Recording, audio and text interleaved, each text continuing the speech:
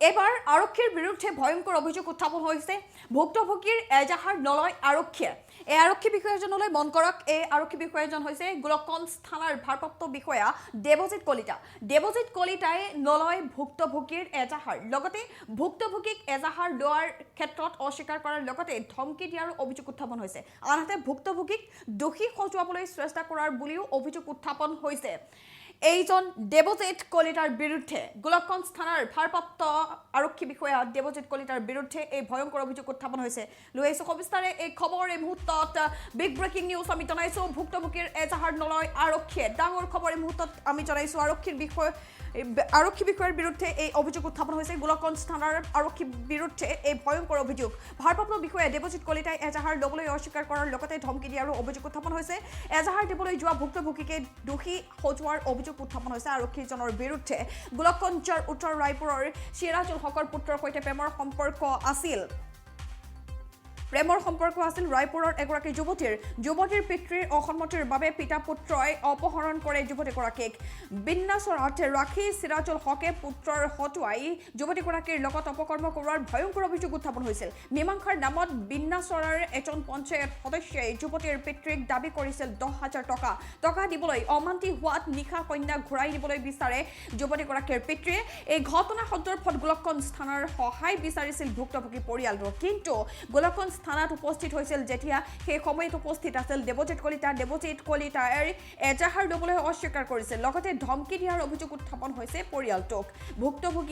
যিগৰাকী ভুক্তভোগীয়ে এজাহাৰ দিবলৈ গৈছিল সেই ভুক্তভোগীক ধমকি দিয়াৰ অভিযোগ উত্থাপন হৈছে। এজাহাৰ ল'বলৈ অস্বীকাৰ কৰাৰ অভিযোগ উত্থাপন হৈছে এইগৰাকী ভাৰপ্ৰাপ্ত বিষয়া দেৱজিৎ কলিতাৰ বিৰুদ্ধে।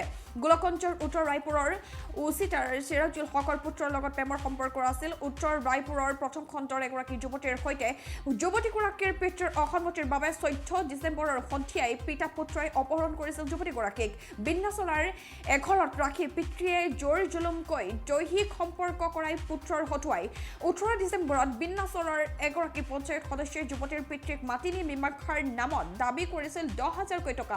টকা দিবলৈ অমান্তি হোৱাত নিশাতে কন্যাক ঘূৰাই নিবলৈ জোৰ জুলুম কৰে। কন্যাক এৰি পিতৃয়ে গোলকগঞ্জৰ থানাত উপস্থিত হৈছিল এজাহাৰ দাখিল কৰিবৰ বাবে, অভিযোগ দিবৰ বাবে। কিন্তু ভাৰপ্ৰাপ্ত বিষয়া দেৱজিৎ কলিতাই এজাহাৰ ল'বলৈ অস্বীকাৰ কৰাৰ লগতে দাবী ধমকি দি ঘূৰাই পঠোৱাৰ অভিযোগ উত্থাপন হৈছে। 19 ডিচেম্বৰত যুৱক গুল হক শ্বেখৰ পিতৃ চিৰাজুলে যুৱতীগৰাকীক গোলকগঞ্জ থানাত ঘূৰাই দিয়ে।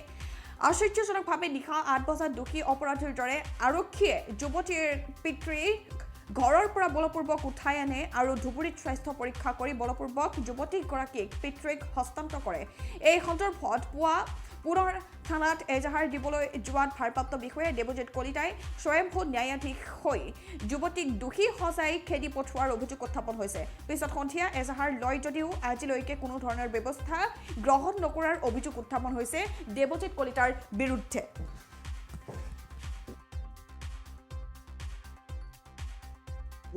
উনি বেটা ভাই আসি পালাই নিয়ে এসে নিজে ঘর থেকে চুড়িজুল খাড়াই আছে, উনি বেটা বেয়া কাম করছে। এটা হল বিন্নি ছাড়ার ঘটনা। বিন্নি ছাড়া নিয়ে এসে পালাই নিজে এখানে আমার ঘর দেখাইছে নাম্বারে ঘর ঝামেলতে আসিয়ে বিশেষ সালিশ করছে। মোটে টাকা খুঁজিছে 10,000, আমরা বিশেষ করে দেবো 10,000 টাকাটা। মুই গরিব মানুষ, টাকাটা কোটি পান। তার পিছত বিশেষ হল তাহলে আমার তোমার বেটি তোমরা এমনি নিয়ে যাবো না, বেটি তো নিয়ে গেলাম। আজকে 3টের সময় আসি নামে দিয়েছে মোর শ্বশুর রাস্তাত খাড়া হ্যাঁ রাস্তাত আসি দিয়ে গেছে। তারপরে মুই বাড়ি আসতো, আসার পরে বাড়ি আসো আমরা আসিয়ে পুলিশের থানাত গেছ, পুলিশের ধমকি মোর উপরে বলে কিও কেস দিবে আহিছা কিও তোর বেটি দোষ করছে আর কেস দিবে আহিছা। এই পিছত পুলিশ কেস নেয় নাই, আর চাকরা এখন করবে না পারবে, এখন করবে না। এই যে চাকরা পক্ষে টাকা খাইছে পুলিশ, টাকা খাওয়া পরে মুখ ধরি নিয়ে গেল বাড়ি থেকে, নিয়ে যা মোর বেটিক মুখ সমঝে দিল। আজকে 8টা 7টা 8টা নিয়ে এসে নিয়ে গেলে আজকে 12টার সময় মুখ ধুবড়ি থেকে আনি থানা নামে দিছে। দিয়ে গেলে তারপরে আমি ঘরেতে আসছি। তারপরে আমি শুক্রবার দিন আমি কেস দিবে গেছি, চাকলার কেস নেওয়া হবে না, কেউ যে কারণ কেস নিব। তোমার সওয়ালি দোষ করছে, সওয়ালি দোষ করলে সওয়াল চ্যাংড়া এসে কোনে কলে আপনাকে নাকি এই ধমকি দিছে? ওসিজে দিছে?